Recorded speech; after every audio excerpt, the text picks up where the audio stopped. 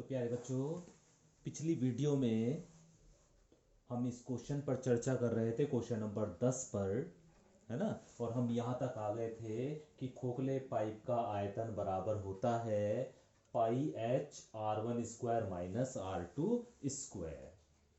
अभी हमें इस पाइप का आयतन दिया हुआ है 270 पाई घन सेंटीमीटर।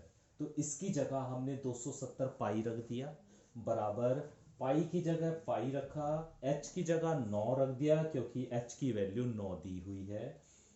और R1 की जगह हमने 17/2 और उसका स्क्वायर कर दिया माइनस R2 का स्क्वायर। इसे हल करेंगे तो देखो, पाई से पाई कैंसिल हो जाएगा, इस 9 को इधर ले आएंगे तो 270/9 हो जाएगा और बराबर क्या बचेगा भाई, 17/2 का जब आप स्क्वायर करोगे तो 289/4 बचेगा और माइनस R2 का स्क्वायर ऐसी ही। इस 9 से इस 270 को काटा तो 30 आ गया, तो इधर हमारे पास 30 आ गया, बराबर 289/4 माइनस R2 का स्क्वायर। ठीक है, तो हम क्या करेंगे, R2 का स्क्वायर तो इधर ले आएंगे जो कि प्लस हो जाएगा, और इस 30 को उठाकर इधर ले जाएंगे, ये माइनस का हो जाएगा। तो R2 का स्क्वायर बराबर आ जाएगा हमारे पास 289/4 माइनस 30। इसका एलसीएम ले लेंगे, 4 एलसीएम आ जाएगा, 4 से यहाँ पे मल्टीप्लाई करेंगे तो 120 आ जाएगा। इसे हल करेंगे तो R2 का स्क्वायर बराबर 169/4 आ जाएगा। R2 बराबर, तो इसका अंडर रूट आ जाएगा, तो R2 बराबर अंडर रूट 169/4 अर्थात 13/2। तो प्यारे बच्चों, इस तरह हमने इसकी आंतरिक त्रिज्या निकाल ली। बाहरी त्रिज्या हमें पता थी, आंतरिक त्रिज्या अर्थात R2 हमने निकाल लिया। लेकिन हमें प्यारे बच्चों पाइप की मोटाई ज्ञात करनी है। तो पाइप की मोटाई ज्ञात करने के लिए बाहरी त्रिज्या में से आप आंतरिक त्रिज्या घटा दीजिए।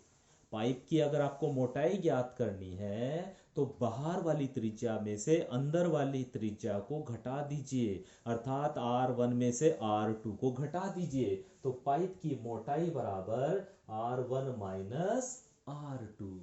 R1 आपको पता है 17/2 है, और R2 अभी अभी निकाला है आपने 13/2। एलसीएम लिया, 2 एलसीएम आ गया, 17 में से 13 घटाए तो 4 बचेगा, तो 4/2 अर्थात 2 दूनी 4, तो 2 सेंटीमीटर। तो पाइप की जो मोटाई हो गई प्यारे बच्चों, वो हो गई आपकी 2 सेंटीमीटर।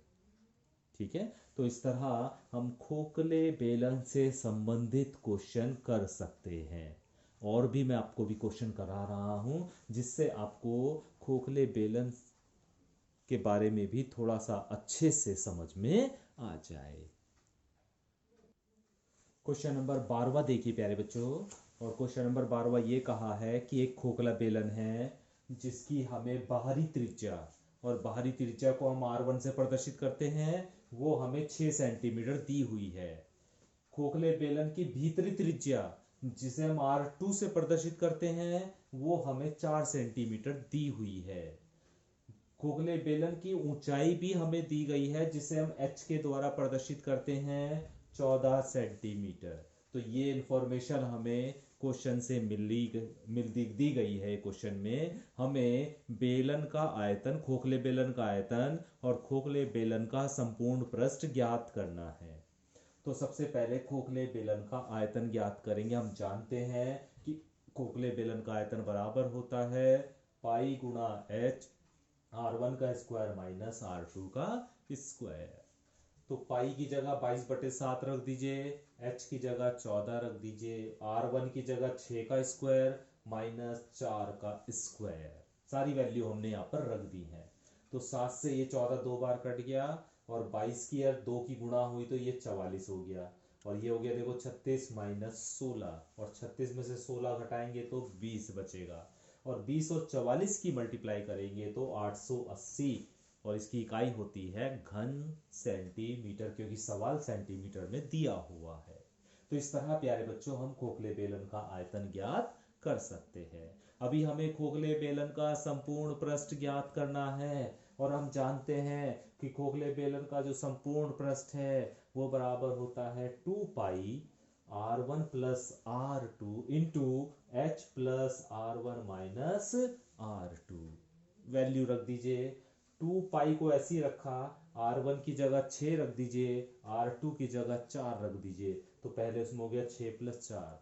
h की जगह 14 रख दीजिए, r1 की जगह 6 और r2 की जगह 4। इन्हें हल कीजिए, हल करने के बाद आपको ये मिल जाएगा, क्योंकि देखो ये तो 10 हो गया और ये हो गया, देखो 20 में से 4 गए 16, तो ये 16 हो गया। इनकी आपस में गुणा कर लीजिए और जब इनके आपस में आप गुणा करेंगे तो ये आ जाएगा 320 पाई वर्ग सेंटीमीटर। तो ये संपूर्ण पृष्ठ की इकाई होती है प्यारे बच्चों, वर्ग सेंटीमीटर। वक्र पृष्ठ की या संपूर्ण पृष्ठ की इकाई यही होती है वर्ग सेंटीमीटर, या जिसमें भी सवाल आपको दिया गया है। तो इस तरह क्वेश्चन नंबर 12 में हमने खोखले बेलन का आयतन भी ज्ञात कर लिया और खोखले बेलन का संपूर्ण पृष्ठ भी ज्ञात कर लिया है। तो अभी आपको इन फॉर्मूलों को इस्तेमाल करना, इन्हें यूज करना आ गया होगा। ठीक है, तो इस तरह प्यारे बच्चों हम बेलन पर आधारित और खोखले बेलन पर आधारित अब कोई भी क्वेश्चन अगर आए इसमें, उस क्वेश्चन को हम कर सकते हैं। क्वेश्चन नंबर 11 देखिए प्यारे बच्चों, क्वेश्चन नंबर 11 बहुत ध्यान से देखिएगा। क्वेश्चन नंबर 11 में ये कहा है कि एक ठोस बेलन है जिसकी ऊंचाई 28 सेंटीमीटर है ना, और उस ठोस बेलन की त्रिज्या 11 सेंटीमीटर है। और सवाल ये कहा गया है प्यारे बच्चों कि इस ठोस बेलन को गलाया गया और उसे घन के रूप में चेंज कर दिया गया, उसका रूप बदल दिया गया।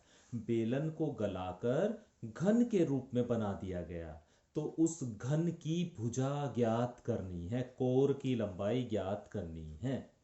तो इस बात को बहुत अच्छे से आप ध्यान रखें प्यारे बच्चों कि जब किसी भी आकृति को गलाकर दूसरी आकृति बनाई जाती है तो दोनों आकृतियों का आयतन समान होता है। जैसे बेलन को गलाकर घन बनाया तो इसका मतलब क्या हुआ कि बेलन का आयतन और घन का आयतन बराबर होगा।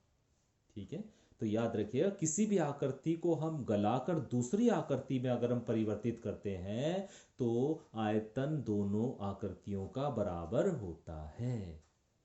तो यहां पर वही काम हम कर रहे हैं। हमने सबसे पहले ठोस बेलन का आयतन निकालेंगे। हम जानते हैं ठोस बेलन का आयतन होता है पाई आर स्क्वायर एच, है ना। पाई की वैल्यू 22/7, आर की वैल्यू जो त्रिज्या दे रखी है 11, तो 11 का स्क्वायर इंटू ऊंचाई 28 दे रखी है। इस 7 से इस 28 को काट दिया 4, 22 गुणा 11 लिख सकते हैं 2 बार, गुणा 4।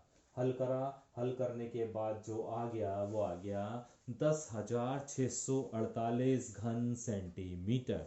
तो ठोस बेलन का आयतन प्यारे बच्चों 10,648 घन सेंटीमीटर आ गया है। अब जैसे मैंने आपको बताया कि जो ठोस बेलन का आयतन होगा जब हम इसे गला देंगे और घन में बदल देंगे, तो जब गलाएंगे इसे, गलाने के बाद क्या कंडीशन आएगी सामने कि ठोस बेलन का आयतन बराबर होगा घन का आयतन, क्योंकि बेलन को गलाकर घन बनाया गया है ना। बेलन को गलाया और गलाने के बाद घन बनाया, तो इनकी लंबाई चौड़ाई किसी में भी परिवर्तन हो जाए लेकिन इनके आयतन में परिवर्तन नहीं होता है। तो जो बेलन का आयतन होगा वही घन का आयतन होगा। इसलिए हमने लिख दिया ठोस बेलन का आयतन बराबर होगा घन का आयतन। ठोस बेलन का आयतन प्यारे बच्चों अभी अभी हम निकाल चुके हैं 10,648, और घन का आयतन हम जानते हैं a की पावर 3, a का मतलब भुजा होता है, a की पावर 3। तो a का मान निकालना है, तो घनमूल 10,648 का हमने घनमूल लिया, और जब इसका घनमूल लेंगे तो इसके टुकड़े करेंगे और इसके टुकड़े इस तरह से बन जाएंगे, है ना। तो इसमें से 11 बाहर आ जाएगा और इसमें से 2 बाहर आ जाएगा, तो 11 गुणा 2 अर्थात 22 सेंटीमीटर। तो a का मतलब क्या है, घन की भुजा। तो घन की जो भुजा आ गई वो कितनी आ गई, 22 सेंटीमीटर। ठीक है, तो इस तरह प्यारे बच्चों इस क्वेश्चन को आप अच्छे से समझने की कोशिश कीजिए। तो आज हम इतना ही काम करेंगे। आगे यानी कल से हम आगे के क्वेश्चन करेंगे, क्योंकि अभी क्वेश्चन है और थोड़े से लंबे क्वेश्चन हैं अब इसमें, है ना, तो इसलिए आगे के क्वेश्चन हम कल से करना शुरू करेंगे। आज आप इतना ध्यान रखिए, जो भी आज आपको पढ़ाया गया है उस क्वेश्चंस को, उन बातों को थोड़ा सा ध्यान रखिए। उनके आधार पर अगर आप भी उदाहरण कर सकें या कुछ क्वेश्चन अपने आप कर सकें तो आपके लिए बहुत ही फायदा होगा। Thank you.